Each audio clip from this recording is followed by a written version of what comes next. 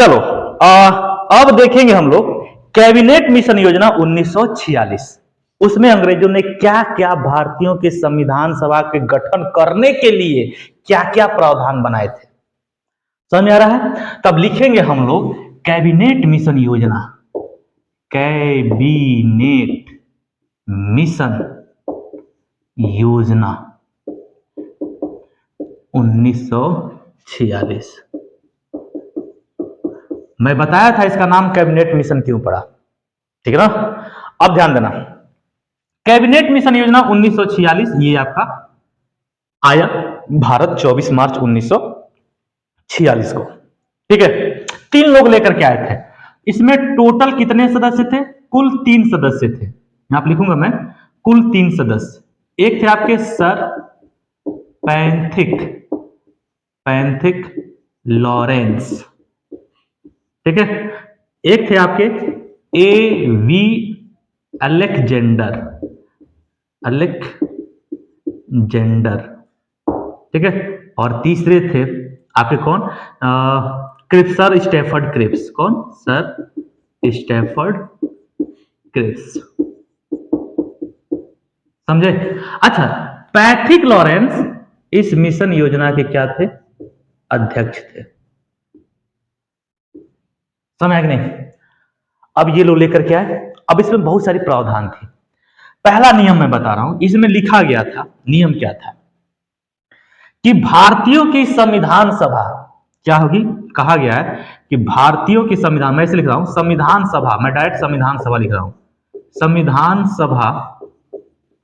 संविधान सभा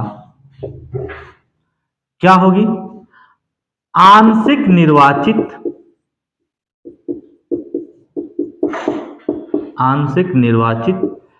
एवं आंशिक मनोनीत होगी। इस बात को याद रखना है कि कैबिनेट मिशन जब हमारे नेताओं से मिला तो उन्हीं सब लोगों के साथ मिलकर नियम कानून बनाया गया। तो पहला पॉइंट क्या है? आंशिक निर्वाचित, मतलब इस सभा में जितने लोग होंगे सारे लोग इलेक्टेड नहीं होंगे, कुछ लोग इलेक्टेड होंगे, कुछ लोग क्या होंगे? मनोनीत होंगे। समझ आया? यानी कि संविधान सभा आंशिक निर्वाचित और आंशिक रूप से मनोनीत होगी, आंशिक रूप से मनोनीत होगी। दूसरा पॉइंट क्या लिखा गया था कि कम से कम 10 लाख की जनसंख्या पर, 10 लाख की जनसंख्या पर संविधान सभा में एक सीट होगी। कितनी सीट होगी? एक सीट होगी, ठीक है। कोई दिक्कत? तीसरा पॉइंट क्या था? तीसरा पॉइंट देखेंगे, कम से कम 10 लाख की जनसंख्या पर संविधान सभा में एक सीट होंगी। कोई भी जाति, कोई भी समुदाय, किसी भी वर्ग का व्यक्ति छूटना नहीं चाहिए। कम से कम उसका एक व्यक्ति या उसका एक प्रतिनिधि संविधान सभा में अवश्य होना चाहिए। मतलब कोई भी वर्ग, समुदाय या जाति, जनजाति या जनजाति छूटना नहीं चाहिए। एकदम लोकल लैंग्वेज में लिखवा रहा हूं मैं, एकदम जैसे आपको समझ में आए। छूटना नहीं चाहिए। कम से कम उसका एक प्रतिनिधि संविधान सभा में होना चाहिए। संविधान सभा में होना चाहिए। समझ आ रहा है? और दूसरी बात, तीसरा हो गया ना। चौथा बात देखो, चौथा इसमें लिखा गया था कि संविधान सभा की जितनी भी सीटें होंगी वो 3 समुदायों में, 3 मतलब वर्गों में बांटी जाएंगी। एक सामान्य, एक मुस्लिम और एक सिख। सामान्य, मुस्लिम और सिख। सामान्य में मुस्लिम और सिख को छोड़ के जितनी भी धर्म आते हैं, बौद्ध धर्म, जैन धर्म, माने जितने भी धर्म आते, जितनी भी जातियां, सब सामान्य में थी। अब मुस्लिमों के लिए अलग से सीटें आवंटित की जाएंगी और सिखों के लिए अलग से आरक्षित रहेंगी। समझ आ रहा है? यानी कि संविधान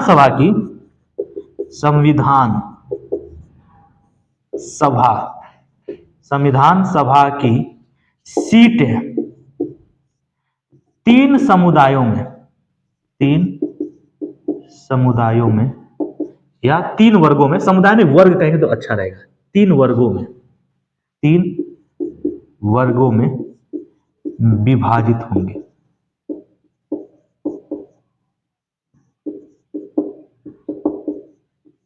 कौन कौन से बाबू, मैं लिख दे रहा हूं, सामान्य मुस्लिम, देखिए मैं मुस्लिम लीग नहीं बोल रहा हूं, मुस्लिम लीग तो अलग, तो पार्टी हो जाएगा, ये मुस्लिम वर्ग है, धर्म है। सामान्य मुस्लिम और आपके सिख, कौन, आपके सिख भाई लोग, इनके लिए सीटें क्या रहेंगी, विभाजित रहेंगी। कितनी सीटें सामान्य होंगी, कितनी सीटें आपकी मुस्लिमों के लिए होंगी और कितनी सीटें सिखों के लिए होंगी। ओके, एक और बात का ध्यान देंगे, संविधान सभा के जितने सीटों पर, अभी मैंने बताया संविधान सभा की जो सीटें होंगी आंशिक निर्वाचित और आंशिक मनोनीत, तो चुनाव वाला जो सीट होगा ना, तो उसपे चुनाव किस प्रकार से होगा, तो वो जो चुनाव की प्रक्रिया यानी कि चुनाव का जो प्रकार था, ठीक ना, वो कौन सा रखा गया था, एकल संक्रमणीय मत प्रणाली। यही मत प्रणाली है एकल संक्रमणीय मत प्रणाली, जिससे हमारा राष्ट्रपति का चुनाव होता है, जिससे हमारा राज्यसभा के सदस्यों का चुनाव होता है। समझ नहीं? तो उसी मत प्रणाली के तहत हमारे राष्ट्र क्या हुआ था, संविधान सभा का चुनाव हुआ था। यानी कि संविधान सभा के चुनाव के लिए कौन सा अगर देखा जाए तो प्रणाली यूज किया गया था, सिंगल ट्रांसफरेबल वोट सिस्टम, अंग्रेजी में कहते हैं सिंगल ट्रांसफरेबल वोट सिस्टम, और हिंदी में कहते हैं एकल संक्रमणीय या एकल हस्तांतरणीय मत प्रणाली। यानी कि चुनावी प्रक्रिया बड़ा इंपॉर्टेंट पॉइंट है बाबू, ये चुनावी प्रक्रिया एकल संक्रमणीय मत प्रणाली पर आधारित होगी।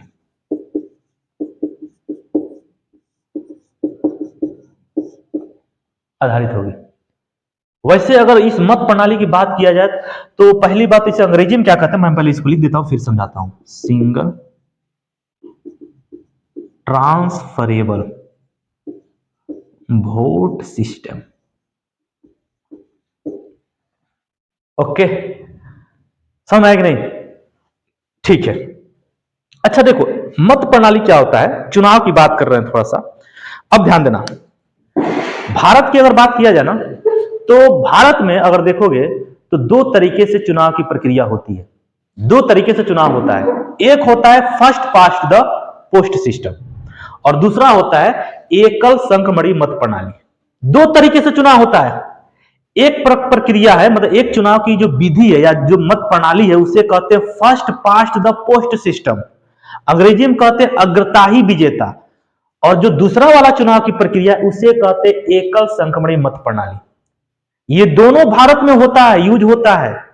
अब देखिए कहां कहां इसका यूज होता है, जिसमें आम जनता, जिस चुनाव में आम जनता भाग ले वो जो चुनाव होता है, कौन सा चुनाव होता है, first past the post system.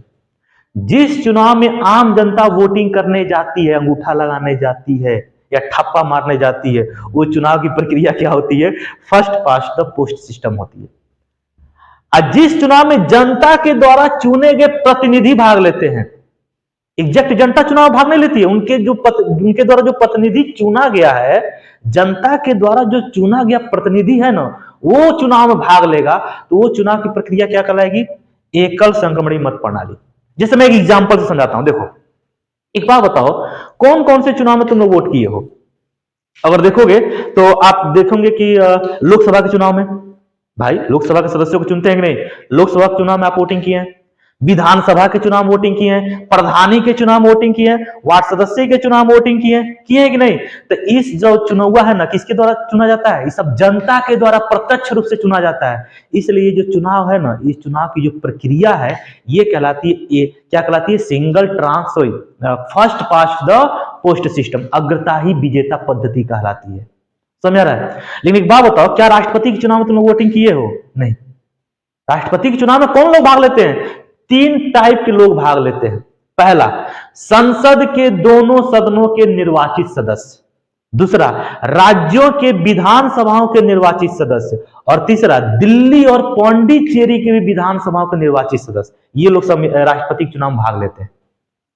तो एक बात बताओ, तो राष्ट्रपति के चुनाव में कौन लोग वोटिंग करने जा रहा है? विधायक वोटिंग करने जा रहा है, सांसद वोटिंग करने जा रहे हैं। समझ रहे नहीं? तो हमने क्या किया, पहले सांसद को चुना, और सांसद जाकर किसको चुन रहे हैं? राष्ट्रपति को चुन दे रहे हैं। इसलिए जो राष्ट्रपति चुना जा रहा है वो अप्रत्यक्ष रूप से चुना जा रहा है, और वो जो चुनाव की जो पद्धति है, उस पद्धति को क्या कहेंगे? एकल संक्रमणीय मत प्रणाली कहेंगे। इतना समझ आया कि नहीं? एकल संक्रमणीय मत प्रणाली, सिंपल बात, जिसमें आम जनता वोटिंग ना करे, वो एकल संक्रमणीय मत प्रणाली। जिसमें आम जनता वोटिंग करे, वो क्या हो जाता है? First past the post system, अग्रता ही विजेता। तो संविधान सभा का चुनाव की जो प्रक्रिया थी, एकल संक्रमणीय मत प्रणाली पर आधारित थी। और एकल संक्रमणीय मत प्रणाली में जो भी व्यक्ति चुना जाता है वो अप्रत्यक्ष रूप से चुना जाता है। राष्ट्रपति भी अप्रत्यक्ष रूप से चुना जाता है। अप्रत्यक्ष और प्रत्यक्ष क्या होता है? जिसे जनता डायरेक्ट चुने, जैसे विधायक लोग होते हैं उसे डायरेक्ट जनता चुनती है, तो प्रत्यक्ष चुनाव होता है। और जिसमें जनता के द्वारा चुने गए प्रतिनिधि भाग लेते हैं, वो अप्रत्यक्ष चुनाव होता है। तो इसमें जनता के द्वारा चुने गए प्रतिनिधि भाग लेते हैं, इसलिए चुनाव हमेशा ऑलवेज क्या होता है? इनडायरेक्टली होता है, यानी कि इनडायरेक्ट होता है, अप्रत्यक्ष चुनाव होता है। समझ है कि नहीं? अब छठा पॉइंट में लिखना रहा हूं, तो छठे पॉइंट के लिए मैं इसको मिटाता हूं, ठीक है? चलो अब देखो, अब संविधान, अब जो मैं बताया था आपका कैबिनेट मिशन योजना, उसमें 5वां पॉइंट, 4 की 5 में पॉइंट लिखा था, ठीक ना? अब उसका अगला पॉइंट देखो, जो भी अगला पॉइंट हो, ठीक ना? अब देखेंगे संविधान सभा का सीटों पे चलते हैं, ठीक ना? तो देखो क्या हुआ था, संविधान सभा की सीटें, संविधान सभा की सीटें, ठीक ना? टोटल कितनी सीटें रखी गई थी? कुल सीटें 389 रखी गई थी।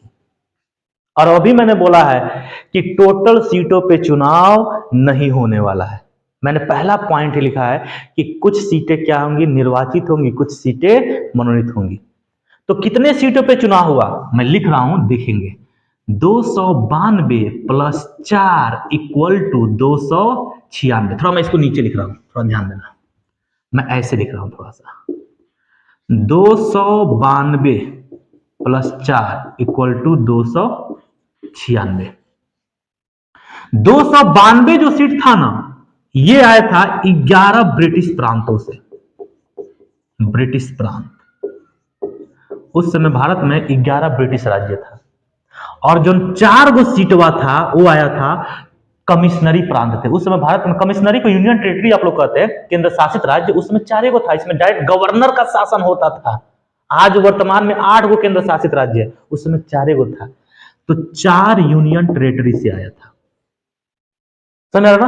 और 296 सीटों पे क्या हुआ था? निर्वाचन हुआ था। क्या हुआ था? निर्वाचन। समय तो कितने सीटें मनोनीत थी? मैं ऐसे लिख रहा हूं, 93 सीटें जो थी वो थी आपकी मनोनीत। क्या थी? मनोनीत।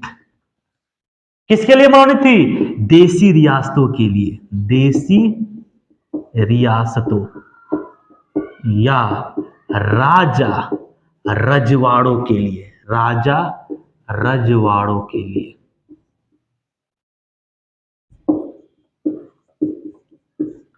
सुना है कि नहीं?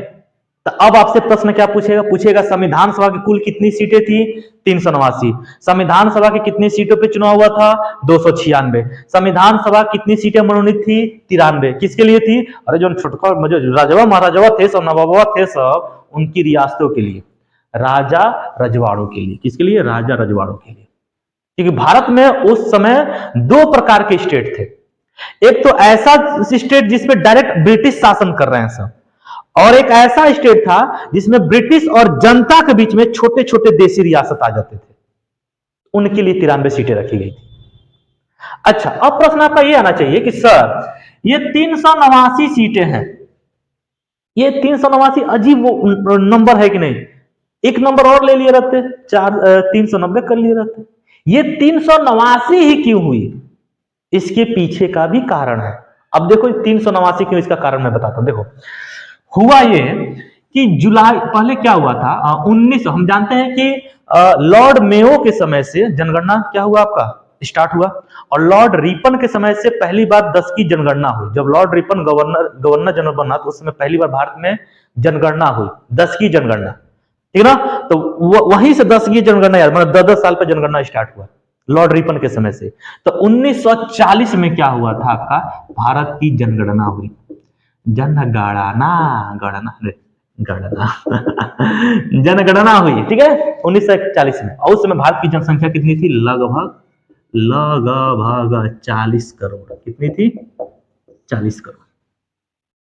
अगर 40 करोड़ में, मैंने अभी शुरुआत में दूसरा या तीसरा पॉइंट लिखवाया था कि कम से कम 10 लाख की जनसंख्या पर एक सीट होना चाहिए, तो अगर 40 करोड़ में तुम 10 लाख से भाग करोगे ना, तो 400 सीट आएगा। बाबूजी 389 कैसे हो गया भाई, बढ़ने के बजाय चुट्टा घट गया। इसके पीछे कारण सुनिए। मैंने उसी के बाद एक और पॉइंट लिखवाया था कि कोई भी जाति, कोई भी जनजाति, कोई भी वर्ग समुदाय का व्यक्ति छूटना नहीं चाहिए, कम से कम उसकी एक प्रतिनिधि संविधान सभा में अवश्य होने चाहिए। किसी भी वर्ग का प्रतिनिधि क्या होना चाहिए, छूटना नहीं, माने उसका एक कम से कम, जैसे मान लीजिए कि कोई जनजाति है जिसकी जनसंख्या बहुत कम है, तो ऐसा नहीं कि उसको हम छोड़ देंगे, नहीं भाई, वो भी तो हमारे देश में है, वो भी तो जाने, कम से कम उसका एक पढ़ा लिखा व्यक्ति है, वो भी तो जाने कि हमारे जनजाति को, हमारी जाति को क्या संविधान में किया जा रहा है, ताकि आगे चलकर कोई ये न कहे कि हमारी जातियां संविधान सभा या हमारे जाति के प्रतिनिधि या हमारे वर्ग के प्रतिनिधि इसमें नहीं थे, इसलिए हम इस संविधान को नहीं मानेंगे। बहुत सोच समझ के संविधान लिखा गया है। तो 1940 की जनगणना के आधार पर सीटें 400 होनी चाहिए थी, लेकिन हो गई 389, क्योंकि उसी पॉइंट में आपको लिखवाया था कि मैं कहा था कि कोई भी जाति जनजाति का व्यक्ति छूटना नहीं चाहिए। तो जैसे मान लो कोई जाति है संथाल, मान लेते कोई जनजाति है, जनजाति मान लेते संथाल, उनकी जनसंख्या मान लेते हैं 13 लाख है, तो 13 लाख के लिए 2 सीट आएगा, नहीं, 21 सीट आया। सुन है कि नहीं। जैसे मान लेते कोई मैती जनजाति भी मणिपुर में है, मान लेते हैं मैती जन, मान लो उनकी जनसंख्या वैसे उतनी होगी नहीं, कोई और जनजाति ले लो, मान लो भोटिया जनजाति है, उसकी जनजाति मान लेते हैं उसकी जनसंख्या 12 लाख, तो क्या 12 लाख पे 2 सीट आएगा, नहीं, एक ही सीटवा आया। सुन है नहीं। जिसलिए संविधान सभा की सीटवा कितना हो गया, 389 हो गया। समझ आया। तो अब ये सीटें बटी और इन सीटों पे क्या होगा, अब चुनाव होगा। कितने सीटों पे चुनाव होगा, 296 सीटों पे। समझ आया। अब चुनाव मैं कराता हूं, लिखूंगा चुनाव, संविधान सभा का चुनाव कब हुआ था, जुलाई 1946। जुलाई 1946 में क्या हुआ था, संविधान सभा पर, संविधान सभा के सीटों पर चुनाव हुआ। कितने सीटों पे चुनाव हुआ, 296 सीटों पर। समझ आया कि नहीं। 389 नहीं करेंगे भाई, इसी पर ना चुनाव होने वाला है। 296 सीटों पे क्या हुआ, चुनाव हुआ। अब देखेंगे कांग्रेस, कांग्रेस, मुस्लिम लीग, मुस्लिम लीग, तीसरा निर्दलीय और क्षेत्रीय पार्टियां, जो छोटी मोटी पार्टियां थी, सबको मैं एक ही मिला के लिख देता हूं, ठीक है ना, क्षेत्रीय पार्टी, क्षेत्रीय पार्टियां, ठीक है। अब देखो कांग्रेस जो था 296 में से 208 सीट लाया, बाप रे बाप। मुस्लिम लीग 73 सीट लाया। ये मुस्लिम लीग पार्टी है, कांग्रेस में भी बहुत सारे ऐसे नेता हैं जो मुस्लिम धर्म के हैं, लेकिन वो कांग्रेसी हैं। ये मुस्लिम लीग पार्टी है, इसमें भी बहुत ऐसे व्यक्ति हो सकते हैं जो हिंदू है, लेकिन एक भी हिंदू थे नहीं, कोई बात नहीं, लेकिन इनकी सीटें की हुई पार्टी है, तो इसमें कितने लोग आए, 73। समझ रहे ना। निर्दलीय 8 और क्षेत्रीय पार्टियां 7, ये लोग चुन करके आए, ठीक है। अच्छा, कभी कभी प्रश्न ये पूछ देता है कि संविधान सभा में एससी की संख्या कितनी थी, एसटी के लोग कितने थे, मतलब एससी एसटी के सदस्य कितने थे, तो ये एससी के 26 और एसटी के 33। समझ नहीं। एक प्रश्न ये भी पूछा जाता है कि संविधान सभा में, संविधान सभा में, संविधान सभा में कुल कितनी महिलाएं थी, कुल महिलाएं कितनी, कुल कितनी महिलाएं थी, कुल कितनी महिलाएं, महिलाएं थी। तो कितनी थी बाबू? 15। कितनी थी? 15 महिलाएं थी। समझ आ रहा है कि नहीं? 15 महिलाएं थी संविधान सभा में टोटल। उसमें आपकी सरोजिनी नायडू भी थी, ठीक ना, जो आपके उत्तर प्रदेश की पहली गवर्नर बनी। तो देखो, कांग्रेस जीता 208, मुस्लिम लीग जीता 73, निर्दलीय 8, क्षेत्रीय 7। और एक बात याद आ गया हमको, सुनेंगे। पहले तो मुस्लिम लीग हमेशा पाकिस्तान की मांग कर रहा था। आप देखेंगे मुस्लिम लीग शुरुआत से ही पाकिस्तान की मांग कर रहा था। ये तो पहले लोग संविधान, पहली बात तो मुस्लिम पार्टी, सॉरी, मुस्लिम लीग जो था, ये जो पार्टी थी, संविधान सभा के चुनाव में शामिल नहीं हो रही थी। किसी भी तरह ये शामिल हुई कि सोचा कि थोड़ा देख लेते कितना हमारा प्रतिनिधित्व आ रहा है संविधान सभा में, थोड़ा देख लेते। जब इन्होंने देखा कि 73 लोग चुनकर क्या है, 208 कांग्रेस है, इन्होंने तुरंत संविधान सभा क्या किया? बहिष्कार कर दिया, ठीक ना, बहिष्कार कर दिया। संविधान सभा की पहली बैठक में ये लोग नहीं आए। मुस्लिम लीग ने क्या किया? टोटल 73 के 73 सदस्य संविधान सभा क्या कर दिए? बहिष्कार कर दिए। और जब मुस्लिम लीग पार्टी ने संविधान सभा का बहिष्कार किया, तो एक बहुत बड़ा ब्रिटेन का ऐसा माना जाता है कि संविधान का ज्ञाता, उसका नाम था ग्रेनविले ऑस्टिन। क्या नाम था उसका? ग्रेनविले ऑस्टिन, ठीक ना। जब मुस्लिम लीग ने पार्टी, यानी कि मुस्लिम लीग ने संविधान सभा का बहिष्कार किया, इसके सारे सदस्य बहिष्कार कर दिए, तब ग्रेनविले ऑस्टिन ने एक कहानी कही, मैंने एक बात कही थी, एक लाइन कहा, टिप्पणी कसा, कहा कि संविधान सभा एक ऐसा शादी का समारोह लग रहा है जिसकी दुल्हन ही गायब है। भारत में यूनिटी है कि नहीं है? उस समय भी थी, उस समय भी कुछ लोग भड़काते थे, आज भी भड़का रहे हैं लोग। समझ आया कि नहीं? तो संविधान, भाई मुस्लिम, देखिए मुस्लिम लीग बहिष्कार कर दी, तो इसने क्या कहा था? कहा कि संविधान सभा एक ऐसा शादी का समारोह लग रहा है जिसकी दुल्हन ही गायब, बिना दुल्हन का ये लोग क्या कर रहे हैं? संविधान बना रहे हैं। यानी मुस्लिम के प्रतिनिधि है ये नहीं है, सब मुस्लिम के नेता है ये नहीं। अरे पगला, कांग्रेस में बहुत सारे मुस्लिम के नेता थे। मौलाना अबुल कलाम आजाद कांग्रेसी नेता थे, कांग्रेस में थे। कांग्रेस हमेशा एकदम कुछ ना कुछ करते रहते थे सब। तो ग्रेनविले ऑस्टिन ने क्या कहा था कि संविधान सभा, मैं आप लिख रहा हूं, संविधान सभा एक ऐसा शादी का समारोह है जिसकी दुल्हन ही गायब है, दुल्हन ही गायब है, दुल्हन वही जो पिया मन भाए। ठीक है ना। ये ग्रेनविले ऑस्टिन का कथन है। कब कहा था ये चर्चा? कि कहा था जब मुस्लिम लीग ने क्या किया? अस्वीकार कर दिया था तब। इतना समझ में आया कि नहीं? कोई दिक्कत? चुनाव हो गया, सीटें हो गई, अब हम संविधान सभा का बैठक कराते हैं। क्या कराते हैं? बैठक। अब देखना, बैठक में मिटाता हूं पहले इसको मैं। ठीक, अच्छा, अब देखेंगे हम लोग संविधान सभा की बैठक। क्या देखेंगे? संविधान सभा की बैठक। संविधान सभा सभा सभा की बैठक। अच्छा, संविधान सभा कुल कितनी बैठक हुई थी? 11 + 1 = 12। टोटल 12 बैठक हुई थी। बहुत सारी किताबों में 11 बैठक लिखा है, क्योंकि आखिरी बैठकों के लोग मानते नहीं कि बैठक हुआ था। अरे भाई, आखिरी बैठक हुआ था 24 जनवरी 1950 को संविधान सभा। उस दिन संविधान के बारे में कुछ कहा नहीं गया कि ये लिखा जाएगा, ओके ना। 3 गो काम हुआ था। पहला काम क्या होता, मैं आखिरी बैठक के बारे में बता रहा हूं, और पहली बैठक अभी बताऊंगा, पहले आखिरी बैठक थोड़ा देख लेते हैं। आखिरी बैठक हुआ था 24 जनवरी 1950 को। उसमें 3 काम हुआ था। पहला काम क्या हुआ था? राष्ट्रपति का चुनाव हुआ कि भाई कितने लोग चाहते हैं राष्ट्रपति बने, कृपया फार्म भरे। एक को फार्म पड़ा था, वो भी किसका फार्म पड़ा था? डॉक्टर राजेंद्र प्रसाद का।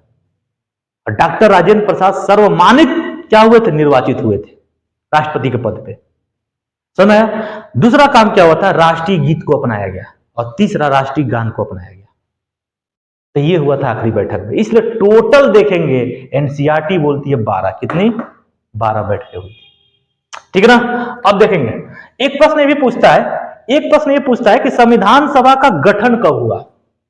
तो गठन पूछेगा तो 6 दिसंबर 1946, और संविधान सभा की पहली बैठक पूछेगा तो वो हुआ था 9 दिसंबर 1946।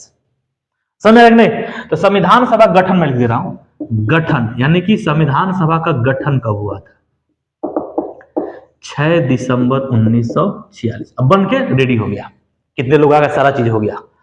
अब पहली बैठक देखते हैं, फर्स्ट बैठक,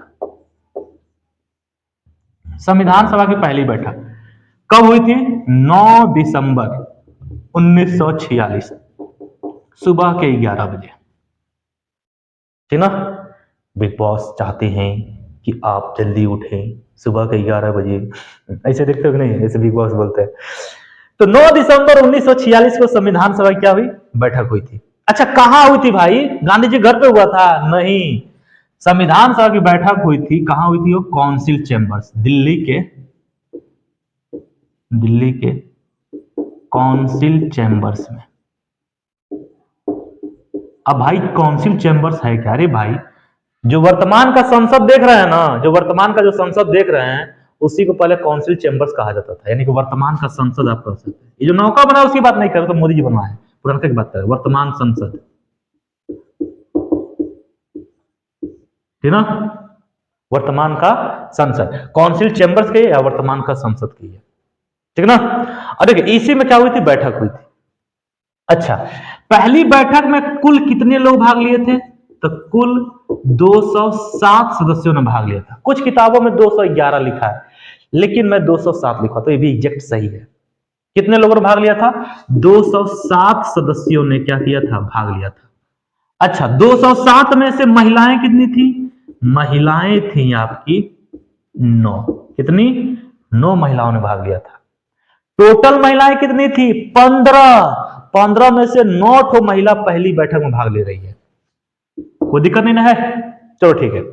अच्छा, इस दिन की अध्यक्षता किसने किया था, अध्यक्षता, अब ध्यान देना, पहली बात, कभी कभी जब पार्टी बनती है, कुछ भी बनता है, जब सभी लोग हर जगह से आते हैं, तो उसी दिन मेन मेन काम दे दिया जाता है, बता दिया जाता है क्या कि हम ये काम करेंगे, या मेन मेन थोड़ी मुद्दा उठाया जाता है, पहले मेल मिलाप किया जाता है। अरे गुप्ता जी आप भी आ गए क्या, अच्छा तिवारी जी नहीं दिख रहा है, अरे तिवारी जी भाई चुनाव लड़ते हार गए बेचारे। अच्छा, उस दिन केवल मेल मिलाप होता है। तो केवल उस दिन की अध्यक्षता के लिए संविधान सभा की केवल 9 दिसंबर 1946 की अध्यक्षता के लिए, केवल एक दिन की अध्यक्षता के लिए किसको अध्यक्ष बनाया गया था, डॉक्टर सच्चिदानंद सिन्हा, सच्चिदानंद सिन्हा। चूंकि इन्होंने केवल एक दिन की अध्यक्षता की थी, ठीक है ना, हमेशा जब संविधान सभा की बैठक हुई तब नहीं किए थे, केवल इस दिन के लिए अध्यक्षता किए थे, इसलिए कैसे अध्यक्ष हो गए, अस्थायी अध्यक्ष हो गए। कैसे, अस्थायी अध्यक्ष, समझ कि नहीं। और डॉक्टर सच्चिदानंद सिन्हा क्यों बने थे, इसके पीछे कारण था, क्योंकि ये संविधान सभा के सबसे बुजुर्ग व्यक्ति थे, सबसे बुजुर्ग व्यक्ति थे बाबू, इसलिए संविधान सभा क्या किए थे, अध्यक्षता किए थे। इतना समझ है कि नहीं, ठीक है ना। अच्छा, आज भी आप लोग जानते हैं गांव में भी अगर कोई फरियौता होता है या पंचायत होता है, तो बुढ़वे लोग बैठ कर पंचायत करता है। हाँ, 2 भैंस है ना, तो एक भैंस तुम्हारा, एक भैंस इसका।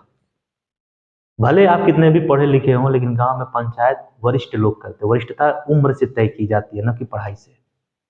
आज भी गांव में आप देखेंगे, आप खूब पढ़े लिखे, लॉ किए हुए हैं, खूब पढ़े हुए हैं, पूरा MSc PhD सब किए हुए हैं, लेकिन गांव के फरियौता कौन करता है, जो अनपढ़ हैं लोग लेकिन उनकी उम्र ज्यादा है, एक्सपीरियंस ज्यादा है, वही लोग गांव के फरियौता करते हैं। समझ आया कि नहीं। तो अस्थायी अध्यक्ष, अस्थायी अध्यक्ष कौन बने थे आपके, अस्थायी अध्यक्षता कहिए या अस्थायी अध्यक्ष कहिए, कौन बने थे, डॉक्टर सच्चिदानंद सिन्हा। कितना समझ आया, इस दिन कोई वर्क नहीं हुआ था, ठीक है। अब आगे चलते हैं, दूसरी बैठक दिखते हैं, थोड़ा ध्यान दो, यहीं पर लिख देता हूं, दूसरी बैठक, सेकेंड बैठक। दूसरी बैठक कब हुई थी बाबू, दूसरी हुई थी 11 दिसंबर 1946, same time same place, same time same place को हुआ था, ठीक ना। अभी नहीं कि एक हुआ था काउंसिल चेंबर्स में, दूसरा हो जाएगा कलकत्ता, ऐसा नहीं है। तो 11 दिसंबर 1946 को क्या हुआ था, दूसरी बैठक हुई थी। इस दिन महत्वपूर्ण काम किया गया। क्या काम हुआ था? पहली बात तो अध्यक्ष चुना गया कि अब जब संविधान बनना स्टार्ट हो गया, अब से जब भी बैठक हुई तो अध्यक्षता कौन करेंगे? एक अस्थायी अध्यक्ष का चुनाव करेंगे, वही क्या करेंगे? अध्यक्षता करेंगे। तो इस दिन अस्थायी अध्यक्ष का चुनाव हुआ था और आपके उपाध्यक्ष का भी चुनाव हुआ था। समय। तो अस्थायी अध्यक्ष किसे चुना गया? अस्थायी अध्यक्ष कौन बने थे? डॉक्टर राजेंद्र प्रसाद। समझ आया कि नहीं? संविधान सभा का स्थायी अध्यक्ष कौन बने थे? डॉक्टर राजेंद्र प्रसाद। समझ आया? और उपाध्यक्ष किसे चुना गया? देखिएगा, दो उपाध्यक्ष चुने गए थे संविधान सभा के। एक थे एच.सी. मुखर्जी और एक थे वी.टी. कृष्णामाचारी। वी.टी. कृष्णामाचारी, इनका पूरा नाम क्या था? वेंगल थिरु वेंकटाचारी कृष्णामाचारी। कृष्णामाचारी। एक बात याद रखेंगे, कभी कभी इस नाम को लेकर कुछ लोग कंफ्यूज हो जाते हैं। एक आपको हम पढ़ाएंगे टी.टी. कृष्णामाचारी, टी ठट्टाई थ्री वल्लरू कृष्णामाचारी, उनका पूरा नाम क्या था? ठट्टाई थ्री वल्लरू कृष्णामाचारी। ठीक है। और एक है वी.टी. कृष्णामाचारी, वेंकट थ्री वेंकटाचारी कृष्णामाचारी। समझ रहा? तो जो टी.टी. कृष्णामाचारी हैं, जो टी.टी. कृष्णामाचारी हैं, वो प्रारूप समिति के सदस्य होंगे। ये जो वी.टी. कृष्णामाचारी हैं, संविधान सभा के उपाध्यक्ष हैं। तो कभी कभी प्रश्न ये पूछ देता है कि संविधान सभा के उपाध्यक्ष थे, तो इनका नाम नहीं देगा, ये नाम दे देगा, तो आपको ये नाम टिक करके आना है। समझ आया कि नहीं? कभी कभी कह देता है उपाध्यक्ष कौन थे, तो ये नाम नहीं है, तो ये नाम है, तो ये मार दीजिए। समझ आया कि नहीं? कोई दिक्कत? चलो ठीक है, ये अस्थायी अध्यक्ष, ये हो गया उपाध्यक्ष। ठीक है। अब देखते हैं तीसरी बैठक। तीसरी बैठक, थोड़ा मैं इसको मिटा देता हूं। तीसरी बैठक, तीसरी बैठक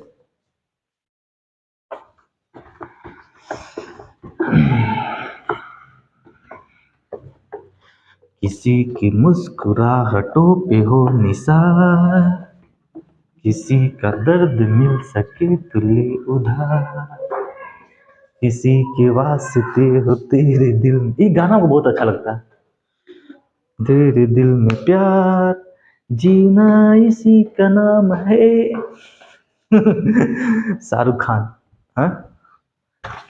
अंजलि, तुमने मुझे छोड़ दिया इसलिए मैंने पतंजलि खोल लिया। अंजलि, अंजलि, तुमने मुझे छोड़ दिया इसलिए मैंने पतंजलि खोल लिया। अंजलि, ठीक है। अंजलि उसी को मिलती है जिसके पास पतंजलि है। ठीक है। देखो भाई, अंजलि नाम की लड़कियां बुरा नहीं मानेंगी। ठीक है। चलो देखें, अब देखो तीसरी बैठक,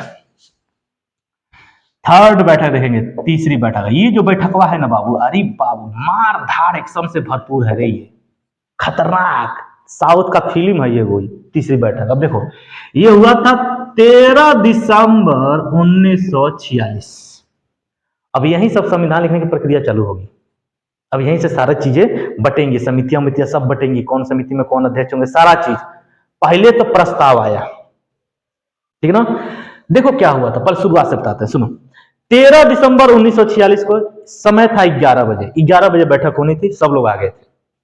12 बज गया, 12:30 हो गया, 1 बज गया, अभी भी बैठक की कार्रवाई स्टार्ट नहीं हुई है। सब लोग आ गए, अध्यक्ष भी आ गए, लेकिन वो लोग किसी चीज का इंतजार कर रहे हैं। और किसका इंतजार कर रहे हैं? सुनिए। लगभग 2 घंटे बाद, यानी कि अगर देखा जाए तो 1 बजे के करीब में, ठीक ना, जवाहरलाल नेहरू, क्या नाम था उनका? जवाहरलाल नेहरू। सब लोग जवाहरलाल नेहरू का इंतजार कर रहे हैं। जवाहरलाल नेहरू ने क्या किया था? एक प्रस्ताव प्रस्तुत किया। संविधान सभा में आए तो उनके हाथ में कुछ पत्र, मतलब क्या कहते हैं, कागज था, सबको ले जाकर वितरित कर दिया। ठीक है। तो उन्होंने क्या किया था? एक प्रस्ताव प्रस्तुत किया। क्या प्रस्ताव? ठीक है। अब उस प्रस्ताव में ऐसा क्या था कि भीमराव अंबेडकर के पास जैसे ही वो प्रस्ताव गया, भीमराव अंबेडकर ने उस प्रस्ताव को क्या किया? एकदम बहिष्कार किया। और यहां तक बहिष्कार किए कि संविधान सभा से उठ करके चले गए। समय तो आखिर में वो प्रस्ताव था क्या? वो प्रस्ताव था उद्देश्य प्रस्ताव। क्या था? उद्देश्य प्रस्ताव। ठीक है। उद्देश्य प्रस्ताव में क्या था? उद्देश्य प्रस्ताव में यह था कि हमें संविधान बनाने की जरूरत क्यों है। समझ है कि नहीं? अच्छा, ये जो संविधान बनेगा, ये जो संविधान सभा के लोग मिलकर के जो संविधान बनाएंगे, उसके तहत जो सरकार बनेगी, उस सरकार की प्रकृति कैसी होगी? समाजवादी प्रकृति की होगी कि वामपंथी प्रकृति की होगी? समझ आ रहा ना? यानी कि सरकार की प्रकृति, लोगों को कितने मौलिक अधिकार दिए जाएंगे, क्या क्या होंगे, उनके लिए क्या क्या अधिकारें होंगी, कौन कौन से न्याय दिए जाएंगे, सारी बात उद्देश्य प्रस्ताव में लिखी गई थी। भीमराव अंबेडकर का मानना यह था कि भीमराव अंबेडकर भी अपने जगह पर सही थे। अब क्या था सुनो, भीमराव अंबेडकर का मानना था कि जब अभी तो देश का बंटवारा तो हुआ नहीं है, हम बात कर रहे हैं 13 दिसंबर 1946 की। उनका मानना था कि जब तक हमारे मुस्लिम धर्म के लोग या मुस्लिम समुदाय के लोग या मुस्लिम लीग हमारे संविधान सभा में नहीं आ जाती है, तब तक हमें संविधान लिखने की कार्रवाई शुरू नहीं करनी चाहिए। उनका मानना यह था। सब लोग जानते थे कि मुस्लिम लीग क्यों नहीं आ रही, क्योंकि वो पाकिस्तान की मांग कर रही है, अपनी प्रतिनिधित्व तो देख रही है, बहुत कम है हमारे पास मेंबर, इसलिए वो नहीं आ रही है। बहुत सारे कारण थे। लेकिन भीमराव अम्बेडकर बोले थे, अगर मान लीजिए बाय द वे देश का बंटवारा न हुआ और हम लोग संविधान बना दे, तो आगे चल के उनके समुदाय के लोग ये न कहें कि हमारे ना रहते हुए भारत का संविधान लिखा गया है, इसलिए हम इस संविधान को नहीं मानेंगे।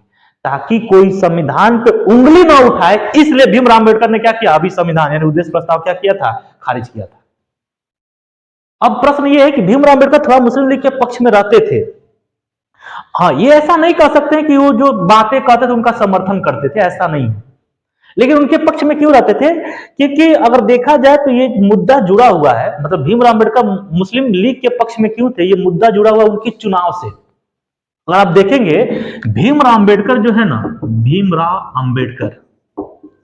अम्बेडकर ये पहली बार संविधान सभा की चुनाव लड़े थे। कहां से लड़े थे? बंबई से। ठीक है, संविधान सभा का चुनाव लड़े थे बंबई से, चुनाव हार गए। फिर ये चुनाव लड़े, दूसरी बार चुनाव लड़े कहां से? बंगाल के जयसुर कुलना, बंगाल का एक जगह है जयसुर कुलना, वहां से ये चुनाव लड़े। और चुनाव लड़े ना, तो इस चुनाव में मुस्लिम लीग ने क्या किया था, इनका मदद किया था। मुस्लिम लीग ने क्या किया था, इनका मदद किया था, इसलिए चुनाव जीत गए। क्योंकि जो जयसुर कुलना वाला एरिया है, वो जो निर्वाचन क्षेत्र, उसमें मुस्लिम की जनसंख्या ज्यादा है, इसलिए मुस्लिम लीग ने उनका हेल्प किया था, तो चुनाव जीत गए, संविधान सभा में आ गए। अब ये जो वर्तमान का जो जयसुर कुलना है ना, जब देश का बंटवारा हुआ तो जयसुर कुलना वाला इलाका पूर्वी पाकिस्तान में चला गया, तो फिर से इनका सीटवा संविधान सभा में खाली हो गया। तो फिर तीसरी बार ये चुनाव लड़े। कहां इनको चुनाव लड़वाया गया ऐसा कहा जाता है, लेकिन मैं अभी कारण बता रहा हूं, सुनेंगे। तीसरी बार ये निर्वाचित हुए कहां से? बंबई के पूना से। बंबई के पूना से क्या हुए? संविधान सभा में निर्वाचित हुए थे। क्योंकि ये जगह कहां चला गया था? पूर्वी पाकिस्तान में। पाकिस्तान पूर्वी पाकिस्तान में चला गया। ठीक है, तो तीसरी बार बंबई के पूना से चुनाव लड़े। तो चूंकि दूसरी बार मैंने देखेंगे संविधान सभा में आने के लिए कौन हेल्प किया था? मुस्लिम लीग, इसलिए कहीं ना कहीं थोड़ा सा इनके पक्ष में थोड़ा सा रहते थे, ऐसा कहा गया है, ऐसा किताबें बोलती हैं। तो बंगाल के जयसुर कुलना से इन्होंने हेल्प किया था, इसलिए थोड़ा सा इनके समर्थन में रहते थे। इसलिए उन्होंने कहा कि जब तक भाई उनका भी तो देश है, अभी देश बटा नहीं है, अब बिना बटे हुए उनके भाई वो भी तो लोग चुने गए हैं, जब तक वो लोग नहीं आएंगे तब तक हमें संविधान नहीं बनाना चाहिए। इसलिए उद्देश्य प्रस्ताव क्या हो गया? उस दिन पारित नहीं हुआ, उस दिन पारित नहीं हुआ। उद्देश्य प्रस्ताव पारित कब होगा? पारित हुआ 22 जनवरी 1947 को, ये पारित हुआ। समझ रहे नहीं? अब देखेंगे प्रश्न क्या पूछेगा कि उद्देश्य प्रस्ताव कब प्रस्तुत किया गया था? 13 दिसंबर 1946 को। किसने प्रस्तुत किया था? जवाहरलाल नेहरू। पारित कब हुआ? 22 जनवरी 1947 को। इसी से मिलता जुलता एक और ही डेट है, वो है 22 जुलाई 1947। क्या है? 22 जुलाई 1947। कंफ्यूज नहीं होना है। इस दिन क्या हुआ था? राष्ट्रीय ध्वज को अपनाया गया था। राष्ट्रीय ध्वज को अपनाया गया। सुना है कि नहीं? 22 जनवरी 1947 को उद्देश्य प्रस्ताव पारित हुआ। 22 जुलाई 1947 को राष्ट्रीय ध्वज अपनाया गया। कंफ्यूज ना हो इसलिए मैं आपको यहां लिख दिया हूं। समझ आया कि नहीं? तो 13 दिसंबर का ये पूरा कहानी था। समझ आया? और ये सारा काम हुआ था। ठीक ना? चलेंगे, ठीक है। अब देखेंगे, देखो 3 बैठक शुरुआत का इंपॉर्टेंट होता है, ठीक ना? बीच का बैठक आपका उतना इंपॉर्टेंट नहीं है, ठीक है? आप यूपीएससी की तैयारी नहीं कर रहे हैं, आपको उतना ही पढ़ना है जितना आपके सिलेबस में है, ठीक है? तो अगर देखेंगे अंतिम बैठक में बता रहा हूं, संविधान सभा की अंतिम बैठक, अंतिम बैठक वो हुआ था आपका 24 जनवरी। अंतिम बैठक बोले तो 12वीं बैठक। कौन सी? 12वीं। 24 जनवरी 1950 ये संविधान सभा की आखिरी बैठक थी। इस दिन 3 ठो काम हुआ था। अभी शुरुआत में मैं बताया हूं, क्या बताया हूं? पहला, राष्ट्रपति का निर्वाचन। राष्ट्रपति का निर्वाचन बाबू, राष्ट्रपति का खाली चुनाव हुआ था, राष्ट्रपति बनेंगे कब? 26 जनवरी 1950 को। समझ है कि नहीं? इस दिन चुनाव हो गया, सब लोग जानेंगे हाँ डॉक्टर राजेंद्र प्रसाद मतलब राष्ट्रपति के लिए चुन लिए गए, लेकिन सिग्नेचर करके कुर्सियां पर कब बैठेंगे? 26 जनवरी 1950 को। अच्छा, राष्ट्रपति का निर्वाचन हुआ 24 जनवरी 1950। दूसरा, राष्ट्रीय गीत अपनाया गया। राष्ट्रीय गीत समझते हैं क्या है? वंदे मातरम। वंदे मातरम सुजलाम सुफलाम मलयज शीतलाम। ठीक है। अच्छा, एक और राष्ट्रीय गान। राष्ट्रीय गान ये क्या है आपका? जन गण मन, जन गण मन अधिनायक जय। ठीक है ना? ये था आपका 24 जनवरी 1950 के दिन हुआ आपका कार्य। तो टोटल आपके यहां से प्रश्न बनेंगे, बहुत अच्छे अच्छे प्रश्न बन जाएंगे। समझ आया? अब चलते हैं थोड़ा सा, अब संविधान सभा समझ में आया होगा। अब चलेंगे हम लोग संविधान सभा की समितियों पे। अब कौन कौन सी संविधान सभा के लिए समितियां बनी थी, उनका काम क्या था, ठीक है, उनके अध्यक्ष कौन थे, समितियां और समितियों के अध्यक्ष से बहुत सारे क्वेश्चन आते हैं, ठीक है ना? अब वो देखेंगे। ठीक है, चलिए नेक्स्ट देखते हैं।